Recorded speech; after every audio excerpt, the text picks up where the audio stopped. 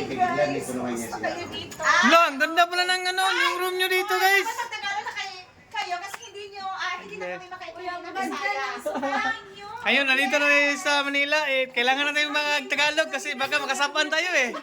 Pwede ba dadalhin na daw ito Nabili na si Dave sa airport. Tingnan mo, Sarah, luya lagi kayo. Si Dave naiwan sa airport. Naiwan? Naiwan si Dave. Parang nagkili ang pag-inarte. Balikan na lang natin sa Friday.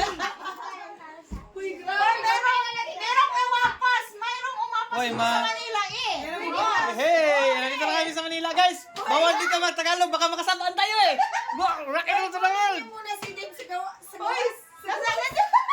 Kunin yung si Dave sa Hoy, gawas. kunin niyo si Dave sa gawas, guys. Kasi hindi sila nang niwala eh, na naiwan eh. Si Mabri si Mera, kunin niyo ng lahat sa akin. Huwag lang si Dave. Grabe yung mga ulam dito, may ano eh, may tinapa eh. Yes, oo. Ano na, Umilang ka adobo na manok namin at kayo. saka, Kasi alam ano? namin na nagutom kayo sa biyahe. Pwede ba Wow. mga ganito? Napaka-thoughtful naman ang mga ano natin. Nalibutan sa dinay. Hirapan kami sa kalisod. Ha? Nilaban kayo sa kalison?